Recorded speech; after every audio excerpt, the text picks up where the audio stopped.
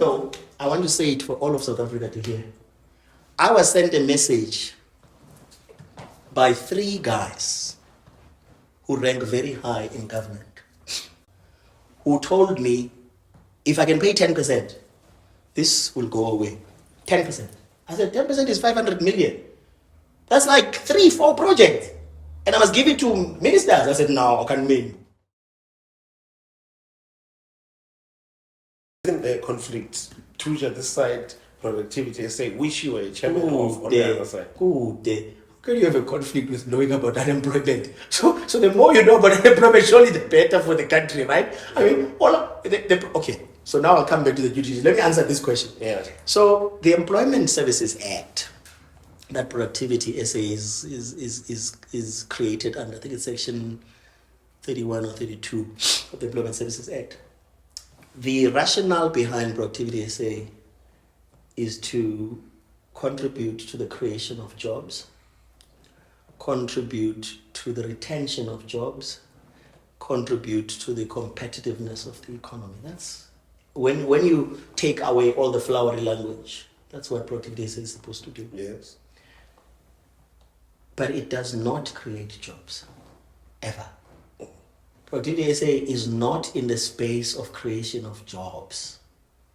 And in the retention of jobs, we've done something else that the minister still failed to do. Now that you remind me, we told the minister, we need to pass some kind of legislation that will force employers not to issue Section 189 retrenchment notices without going to report to Productivity SA that they're going to retrench.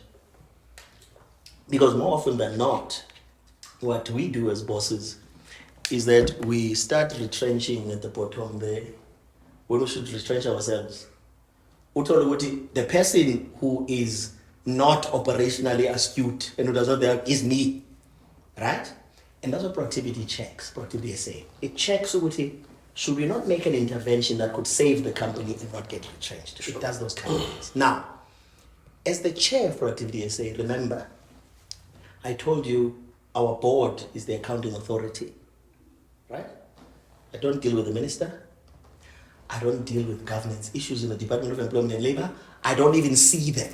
I don't even know where they are. I don't even know where they operate, right? I'm in my own little building in Midrand, building Productivity SA, building the name of Productivity SA over the last few years, by the way. Nobody knew what Productivity SA is.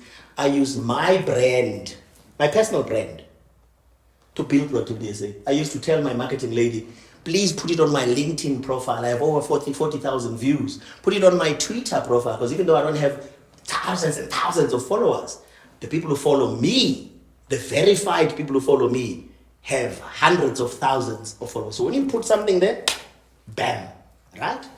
Now, when I create a job, there can't be conflict. But what I told the minister in a letter when he said I must give him reasons why he must not remove me, I said, Minister, the Productivity SA and Thuja are called collaborative partners. Yeah. Productivity SA needs Thuja, because Productivity SA will look so good when Thuja has created the jobs. But the model, when you see the model, if I were to send you a what do we call a dummy's guide of my model, it has productivity in it as a vertical. Yeah. And manufacturing as a vertical. But when the process started, out of sheer business governance knowledge, I said, I want to declare. Now the minister in his letter says, yeah, you yourself say you declare. When you declare, it doesn't mean there's something wrong. It just means you are saying there could be something so close that if maybe there's going to be, let's say there's going to be a negotiation between Productivity SA and Thuja, yeah, I need to be able to say to my deputy, I think you must be the one representing Productivity SA today, because me now I'm wearing the Thuja hat. So that's why you declare. And you know why I declared as well? Because my plan is to give Productivity SA money. Productivity SA doesn't have money. We've been asking the minister, he's failed to do this as well. So you believe that you were removed wrongly at Productivity? I don't believe, I know it's unlawful. It's just believing wrongly is like a speculative conjecture.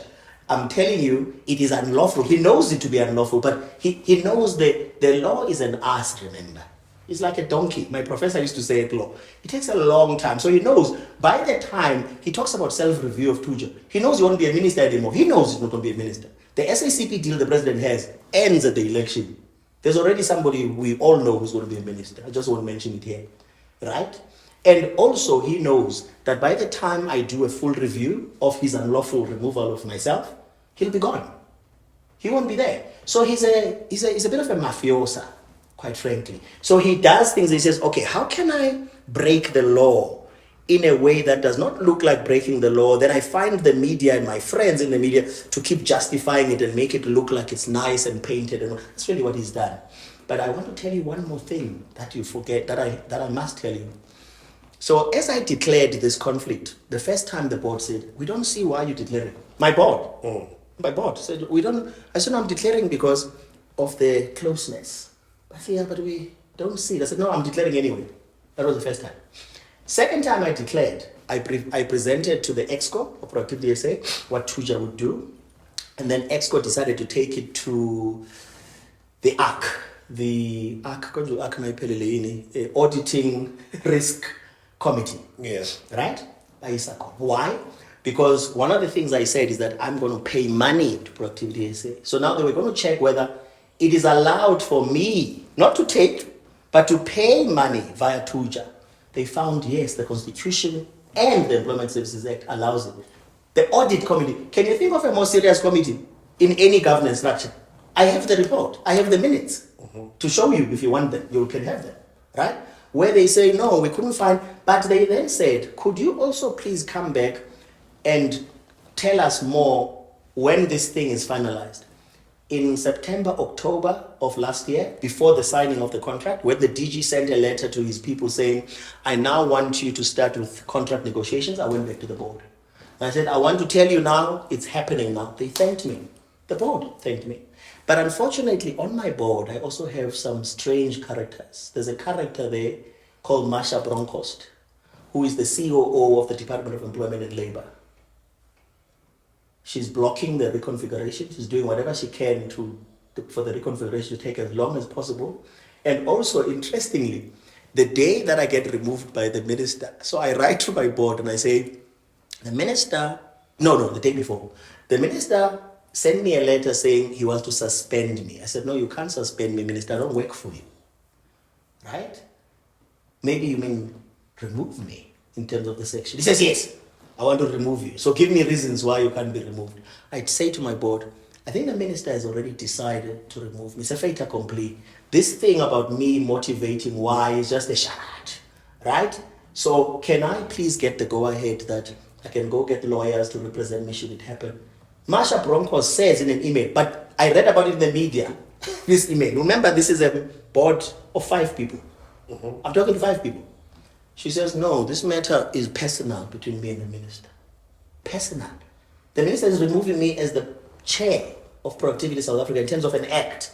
She says, no, it's personal, so you can't use Productivity SA money to go and defend yourself. Could I go back now to due diligence? Yes. Okay. But maybe let's finish that point. Okay. Is this whole issue not an issue of factions? Because as I'm listening to you, I'm hearing an alignment with the DG. I'm hearing the minister on the opposing side with some people that you've mentioned. So is this whole issue not an issue of fighting over a territory that is UIF among other territories? Yes and no. Yes, it is. But simply referring it to as a factional fight belittles the significance of the heist and the looting that has been planned by the minister. What is this heist and looting that the minister has planned? It's so that he does not have a DG who stands in his way when he says, hey, approve that project. The DG says, I don't. We must remember that LNAC is going to adjudicate. The commissioner has to recommend or not. The commissioner may look and say, this thing makes no sense. Because you must remember, this is assisting the commissioner and the DG, right? Now, the absolute approval is done by the DG. Remember, he's the accounting authority of UIF. He's accounting officer of the department. the UIF commissioner is the accounting officer of UIF, but needs the DG, especially for amounts of a certain, I can't remember the divide of the amounts, right? So now, the heist and looting happens because he doesn't have somebody standing in his way. He does what he wants to do. Now he's going to have this acting person who's going to do what he wants. Then if they're going to remove, I promise you, they're going to suspend the commissioner, and then they're going to put somebody who's compliant, who's going to agree to everything. That's really what it is, right? But what was the question now before? Because now you keep asking me too many questions, and then I forget where we were. No, because I'm trying to move with the freshest points. Okay. So in fact, on that one, because I want as Factions. Yes, That's the my factions. So I'm saying it does look about factions. Then you mentioned the issue of the heist. Factions do exist. Yeah. And this is where I don't want to call the minister genius, because he's not. But maybe he is. Actually, maybe he is. Because he is, in some way, he's cunning, not genius. Okay. He's cunning. There's a difference. Yeah, he's cunning. You see, cunningness is amazing when you can, and shrewd. So he knows how to calculate. He once said to Parliament, I think on the side he was speaking to the chair of the portfolio committee, I was told that he said, no, this thing looks like it's just factions and mischievousness inside. He knows that there are factions. So somebody like Masha Broncos, for example, the DG always believed that no, Masha, is doing work that she should be doing. But I have proof here. And Masha doesn't know that I have it. Because people leak things. Now I'm tired. Now I found somebody to leak me something. Right? I've got a document where when the DG said, now we've done everything with the due diligence, it went to the IDC. Nobody's seen the letter that the IDC sent me that I call a love letter. The IDC sent me a love letter because the DG at the point of approval, I think he decided he also got cold feet. So he loved the concept, he loved the vision, and everything that was pointing to say approve. Then he says somewhere along the line, is it not possible that we get another entity to check this? Just to check the robustness and the rigorousness. It went to the IDC. The IDC wrote a letter that says, I'm going to paraphrase. Yes. This resonates with us. Good English. Yeah. The IDC says, this resonates. I'll give you the letter if you want it. He says, this resonates with us, right? So we are thinking, other than issues of listing, because they don't like listing. So at some stage we're thinking of doing a SPAC, a special purpose acquisition company, because there are other countries that want to match my funds, by the way. So this 5 billion is the smallest part of the money. It's just seed capital. I have countries that are waiting to fund me because of my relationships with them, right? Which means South Africa will be the beneficiary of money South Africa's never seen, and we're blocking them. And they keep asking me, they say, what's wrong with your country? It's not, my country's got many complex issues, right? But anyway, they say, other than a spec, other than this listing, because they don't like listing, they even told me on the side, they work with Sasol because they started working with Sasol pre-listing. But they make a lot of money from Sasol. I mean, the 6.8 billion profit they made last year was largely from Sasol, right? So they said, we would like to co-invest in Thuja because it resonates with them. I never asked them to co-invest. Remember, they were there supposed to just test the rigorousness. Yeah. So I have the letter. I can give it to you for you to see. Signed by the IDC, right? Secondly, they want me to onboard their companies in my ecosystem. Okay. Onboard their companies. Now, IDC's companies, yes, onboard onto our little corrupt, embezzling, so-called, right, ecosystem.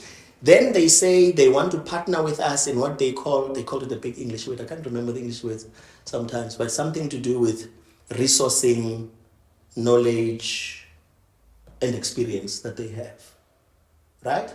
And they hope we can work well together, blah, blah, blah, blah, blah. Okay? So when it comes from there, now, they also made it very clear, the IDC, they don't do due diligence. They said, we don't do due diligence for companies that are not our companies. They said, we do due diligence on our companies that we're funding, which everybody said, no, that's okay.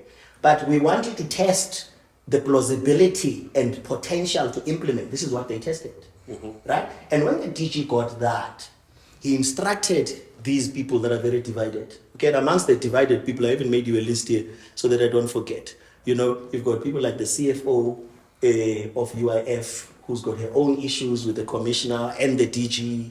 You've got a guy called Mzia, who was an advocate inside the department, who, when the DG was away for 1 week in December, he tried to cancel my contract. 1 week, he tried to cancel it unsuccessfully. And then you got people like Mkondo. Then you got this same lady who was retiring and wanted to cause as much trouble as possible before she retired. And she sent questions. I've never seen so many questions on a Friday and a Saturday. And the context is that the DG had given them over 4 months to ask whatever. Only when the DG said, I'm embarrassed now. We've waited for 4 months since I said, finish the contract. If I don't hear from you, I'm signing on Friday. Right? Questions came flying in. Then he said, I want you to finish this process. I'm signing on Sunday, which is the Sunday he signed when one of these irresponsible newspapers said, I don't know, midnight, something, I can't remember, some sensationalism, right? But the only reason was because he had been begging them for 4 months to finalize the process. But all these people, and I'm told, by the way, I'm told, I don't know how reliable this is. I've stayed in Switzerland for a number of years now. Maybe I forgot how things work like that. My arrogance is heightened by the fact that I'm refusing to pay gateway fees. So I said, what are gateway fees? But gateway fees, you must pay, you something to move from point A to point B. I said, but you pay ganja. And of course, I understand what they mean, but I want them to come out. Do you know, I want to say it for all of South Africa to hear. I was sent a message by 3 guys who rank very high in government. I mean, of course, maybe they made this up themselves, I don't know, but they claim to be representing principals, who told me, if I can pay 10%, this will go away. 10%. I said, 10% is 500 million. That's like 3-4 projects. And I must give it to ministers. I said, no, I can't mean. Are you crazy? But no, Okay, 5. I said, no. No. Why? What value are you adding to this process? I'm sorry. I'm confused. We spent about a month of to and fro on this 10%. Because what I was doing is I was fighting legally through my lawyers, but I was also getting lobbyists and facilitators because I want a solution. And initially I didn't want to embarrass my government. I really didn't. I just thought, I don't want to embarrass them. I'd rather find a solution that is good, is a win-win for everybody, especially we're going to elections next year. Some of us are stupid because we still hold on to this thing of the liberation even when we see that it's going wrong, right? But I still want to not embarrass my country and my people. But I was told if I pay this 10% and I pay the gateway fees, all my problems are gone. And then when I said I'm not paying the gateway fees are bribes in other It's bribes, okay. Do you know that I've had fake hawks investigating me, fake hawks calling me. But we spoke to Mwesi, he laid a charge. The DG actually told me that he asked Mwesi about these hawks and he cried. I wasn't crying. It's like when he talked about that, what was that, fire pool. Remember we cried with the fire pool as well with Zuma. This man is a liar, chronic liar. So he cries, even if he's a good when I'm Mthunzi, why would I get you fake hawks calling my house? I called my son, the rapper, and listen to me. And I said to the hawks, I said, if you're a real hawk, I suggest you come and arrest me. If you're not going to arrest me, if you were with me now, I'd show you the middle finger. Do you believe that the minister was involved in those fake hawks? He's involved in everything. He's involved. They are dirty people. After they decampaigned me for the ILO candidacy, I never put anything past them. I'm sorry, I didn't go back to the ILO candidacy because I was asked by the previous minister, Olifant, for 2 years. 2 years. She pleaded with me to represent the country in Africa. Pleaded with me. And then I said, let me think about it. I'll come back to you. Remember, I was now the vice president already of the IOE. I was the highest officer in the globe, right? In the United Nations. I didn't need to hire, right? But as DG, you make decisions that are good for everybody. So I said, okay. Do you know that they were supposed to fund the commitment was they must fund me. Because every country that wants somebody to go to the multilateral environment in the UN must fund, right? Otherwise, why do it? Papers were signed that I'm going to be the candidate. SADC adopted me as the only candidate. All the trade unions, right? Even when Messi tried to convince Cascovadia at Busa to have Mr. Sipho Pityana as a candidate competing with me. Clandestinely, behind the scenes. Tina, we're thinking what no minister is sending things. Can't know, busy. At the back. He's trying to convince Casco Vadia and Sipho Pityana. Fortunately for me, Mr. Sipho Pityana did not make it at Network. The trade union said, I asked Mazti. Right? Saz London. Right? Went to SADC. SADC said, we want this guy. Oh, Naledi Pando went to sell me. SADC. Sold me to the AU, the African Union, bought into the candidacy. But yes, Nomxolisi Nkosi, who's the ambassador of South Africa to Geneva, Nozipho Mxakato Liseko, who had been horrible to people that work for her in Geneva, and holds that against me. When I was asked me now which I must intervene, they all decampaigned me very systematically. So do you believe that the DG's last straw was his support of this deal? In fact, where did the DG stand as far as this deal? Was he so invested that he was willing to fall as he eventually fell?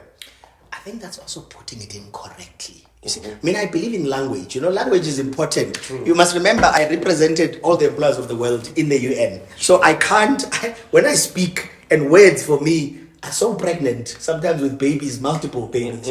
So you can't say, was he willing to fall? Because embedded in willing to fall is negativity. It's like something was bad. Why are you willing to fall? Why you invested? Yeah. Fall? No, no. I disagree. So here's how it works. Yeah. The DG actually and the commissioner took a long time before they actually understood the project themselves. They did, but eventually they did, right? And I remember him narrating to me after the approvals had been done, when he met with people that work for him, explaining how it would work. I remember thinking, wow, even if I was in the meeting myself, I don't think I could have done better. He's got it, right? His excitement, as he said in his letter of resignation, I don't know if you saw his letter of resignation. Yes, right.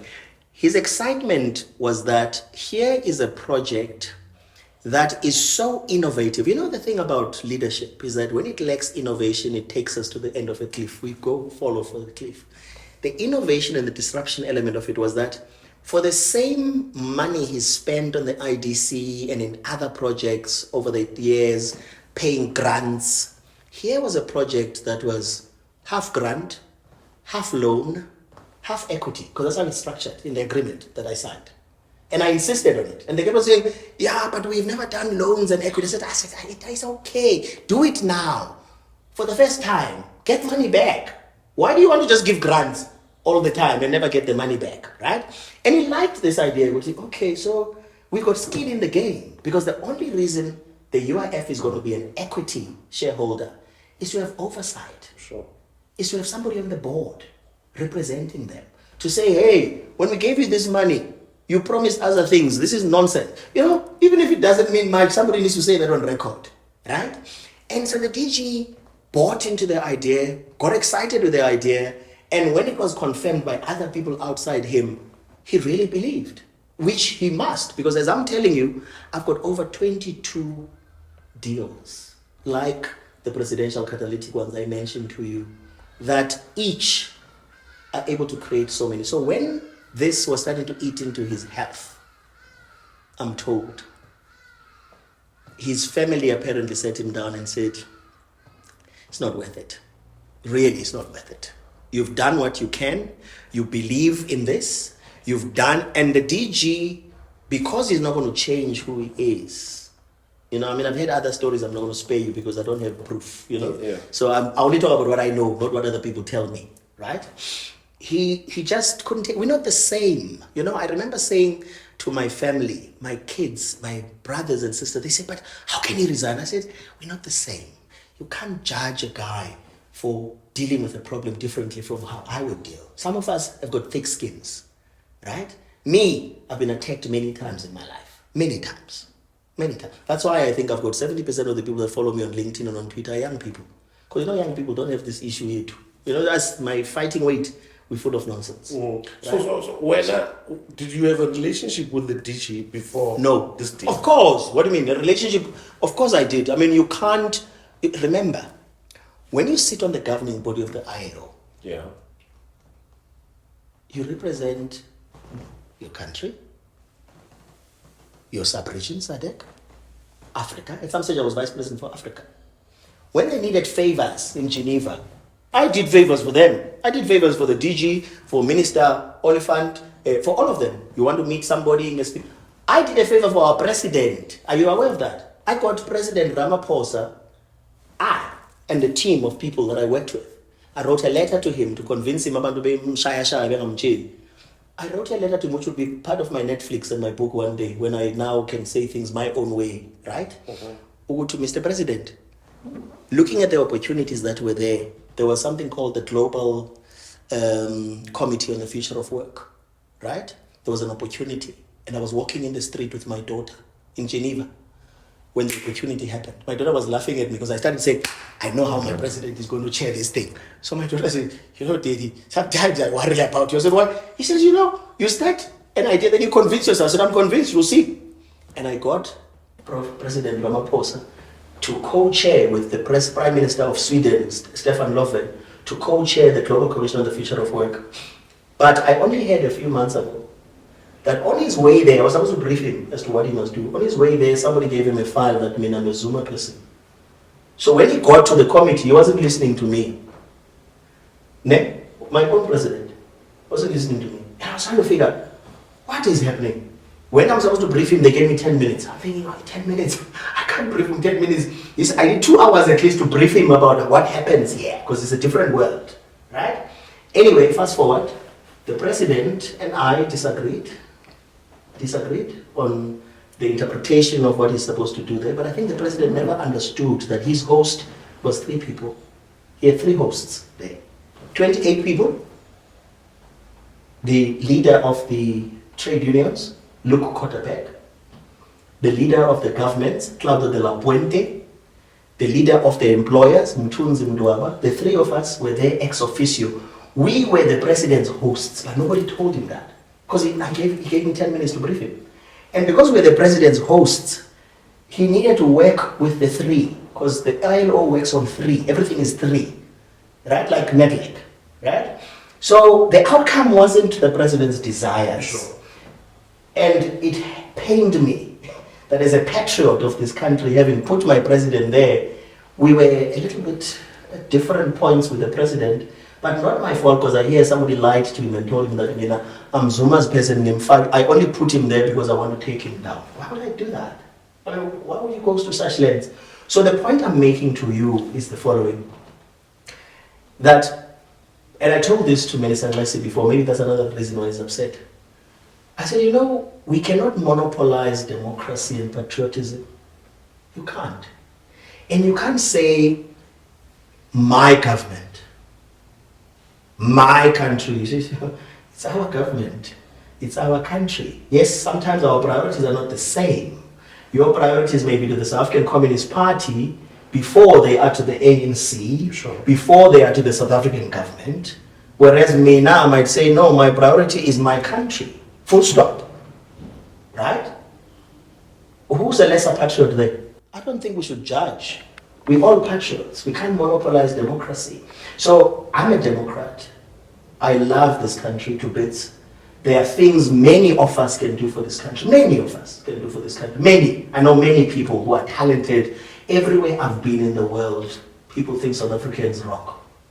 And we do rock. The Springboks have demonstrated it, but my fear is that we're not going to pick it up even with the Springboks. The Springboks didn't just win, and we mustn't gloat and try now and leverage it for our own political ambitions and elections, right?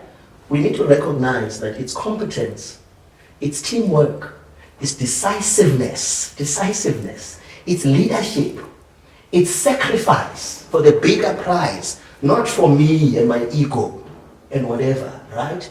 And we must stop this thing in which when we, as South Africans, black South Africans particularly, know things, we get labeled arrogant because then they disable us. Arrogant, now from defender. Oh, what? Why are you defending? when you are knowledgeable. If you know something, you know it. Full stop. Why are white counterparts get away with it? They tell you straight to the what? Let me tell you how this is done. But Tina, for instance, apologetic. But my question was on your relationship with the teacher. No, the relationship is, do I have a relationship with you?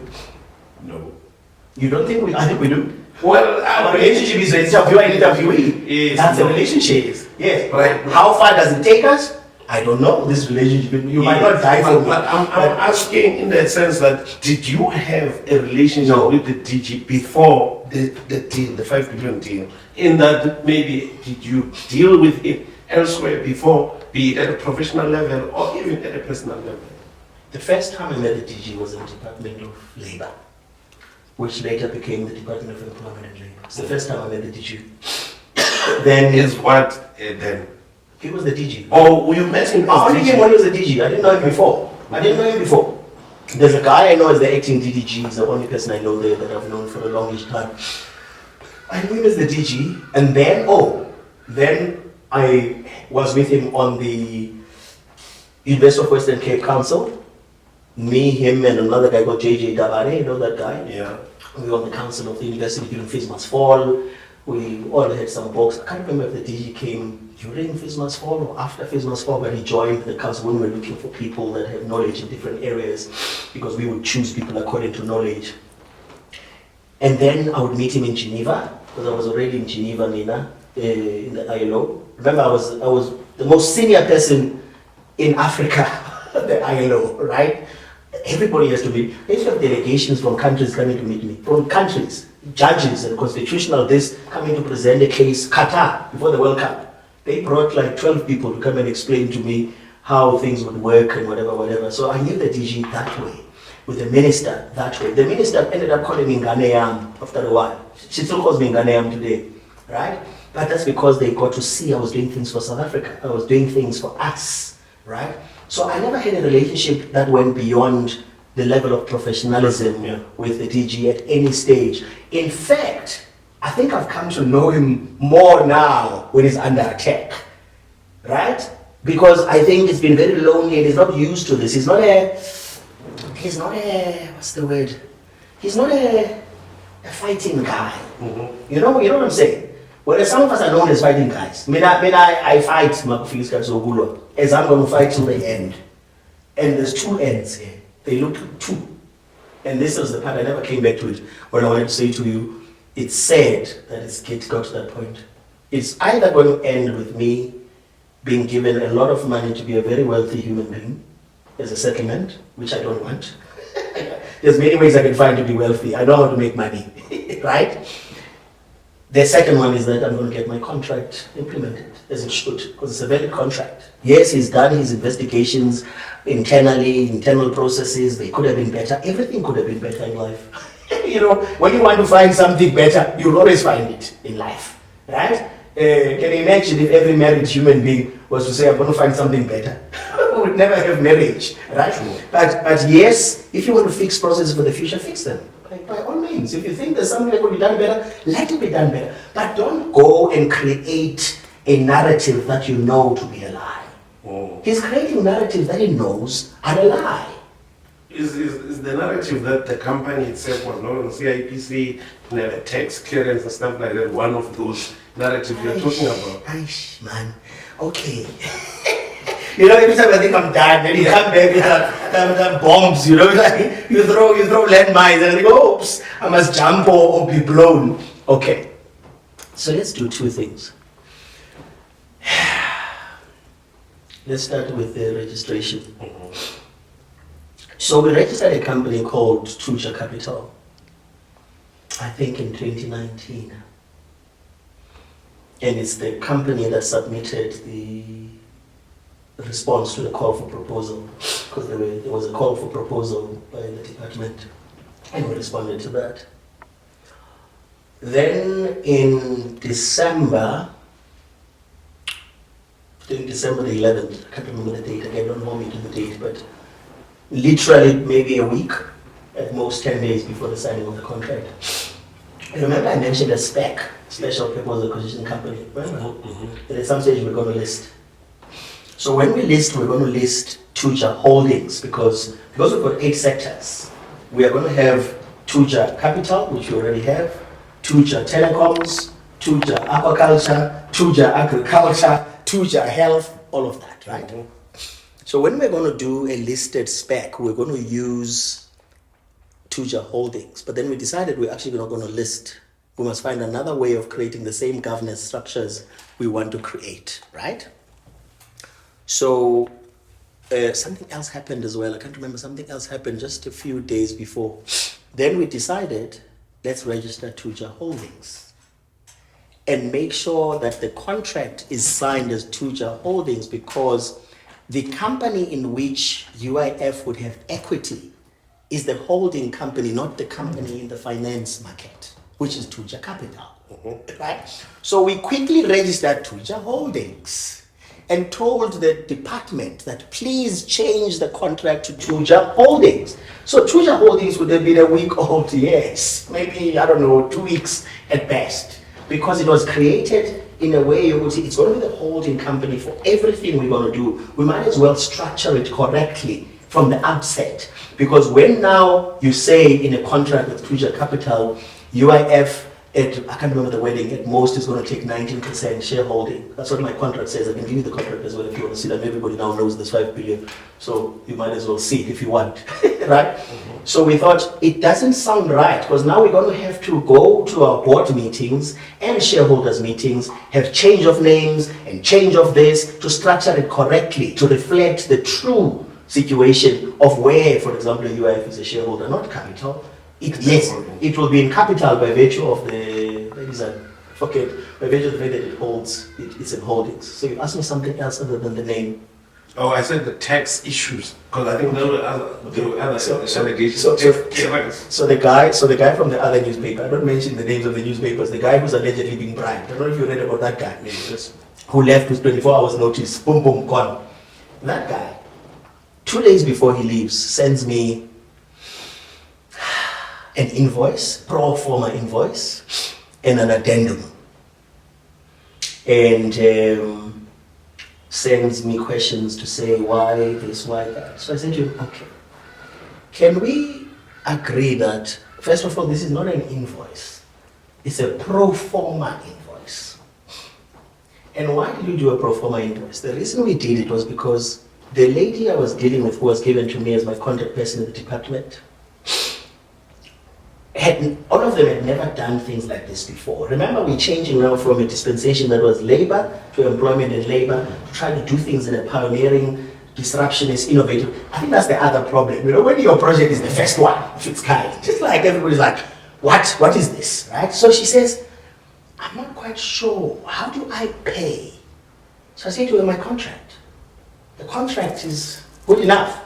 It tells you what to pay on the 31st of January, tells you what to pay on the 30th of June 2023, and it tells you what to pay June 2024. You use the contract. But in the past, they've used invoices because it would be used like you have a deal, you charge 100 million, you charge 300 million, then you say, I'm going to pay 100 million, 300 million there, here's the invoice. But it's now working the other way around. We're saying, I don't know how much I'm going to give to my project. I have no clue. I know with the two that I mentioned to you, for example, the Two Get a Lifestyle and Cato Ridge, it's 150, because I already have agreements, right? But there are others. If I am working with a company that's going to create, let's say, 1,000 jobs, and let's say it was going to cost me 50 million, okay? And then I come across another company that's going to create 10,000 jobs. I want to be able to have the nimbleness and the flexibility to say, I'm not doing the one for 5,000 jobs right now, I'm going to do it later. I want to do this one that's going to create 10,000 jobs. I want to start with that one because it's more urgent for our country to have 10,000 than the 5,000. I'll come back to the 5,000. I want to be able to have that flexibility, which before you couldn't have had, because once you've signed an invoice, you don't know, there's a law. Whereas I don't want, that's how the ecosystem was built. The model was built like that you mustn't be caught in bureaucracy. That takes forever. I know people whose projects have waited for 13, 14, 15, 16 months to happen, till they lose their idea. People are asking me, how Kanjani, you're not in ICU or you haven't now committed suicide. I hear people are committing suicide and doing things because their dreams disappear in front of their eyes because of the way we do things. Did you receive any money so far Let me finish. before this drama? Let me finish because I haven't finished. I take too long to explain. I don't blame you. So I don't blame you because I need you to get the meat of the stuff. Yeah. So we gave a pro forma invoice. Pro forma is already invoice. Yeah. But let's say it was an invoice. You know that you are breaking the law when you charge VAT and you're not registered for VAT, right? Mm-hmm. You know that, right? Mm. That's breaking the law. But also, you can only register for VAT when you've spent a certain amount. I don't know how much it is now, whether it's 1 million or 2 million or whatever it is, whatever that figure is. I think it's a million if I'm not mistaken. Okay. Yeah. So first you must spend, you must receive a million. Mm. Which answers your other question you just asked. We've never received zero. Yeah. So we are not in a position to register for VAT because we've got zero. Remember, it's created for the UIF, this company. It's created for the Department of Employment and Labor. The account we opened for it. It actually lapsed. We have to open another account now. Right? So we can't register for VAT until we've received money. So the plan was, we're going to receive the first amount. When it comes in, immediately we apply for VAT. Because now, legally, we must apply for VAT. But why apply for VAT? And then imagine we'd applied for VAT. Imagine many things.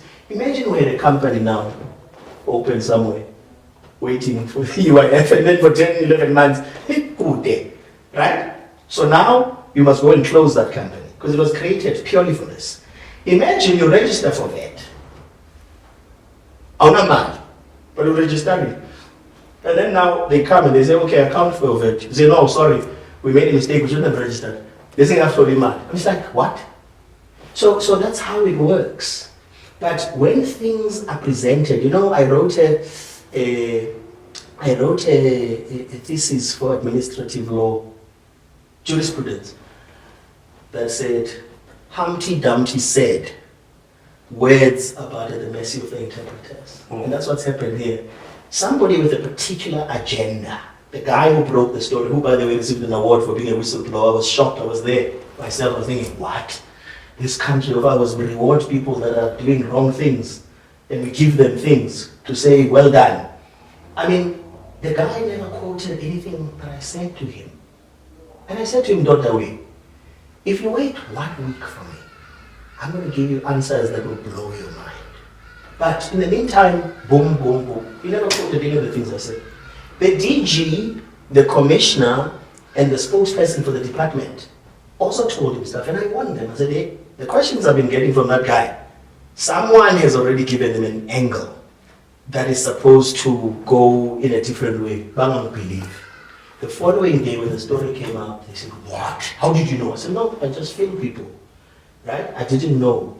They then had to publish, if you remember, you go back on the facts and you check what happened. The department had to publish their media statement the following day after the story that broke this whole thing and started this whole thing, to try and explain how the mandate of the department works, how the mandate has changed, why, they didn't mention Thuja, but they said the things we are doing are in line with this new mandate. We want to achieve jobs, we want to create jobs. And that's all we want to do, is create jobs. And I can create these jobs. I've done it before. For me, this is not sucking out of my thumb. I know how to do this stuff. And I might also just say to you, again, because I'm already called arrogant, so it's okay, right? There aren't many people like me in the world, not in South Africa, who have actually not only walked, but lived the corridors of what we're talking about. Mr. Mdwaba, thank you very much. I've never had such an animated guest on myself. Thank you. Yeah. No, thanks so much for giving us time. It's my absolute pleasure. And thank you for giving me time. Yes. Because you don't have to. I'm sure you've got choices of other guests, Absolutely. animated or not. Absolutely. Yes. So. And thanks, guys. Thank you. That is Mr. Mthunzi Mdwaba, the CEO of Thuja Capital. That is a war with, well, UIF or the Department of Labor and Employment, in particular the minister there, Mr. Thulas Mwesi. Join us next time when we reveal our next guest, whom we hope will be as animated as Mr. Mdwaba. Well, at least we're laughing. No, true. You know, at least we're entertained, even by hard things, Yes. complicated stuff. Yeah. No, thank you so much. No, Said. thank you. Thank you.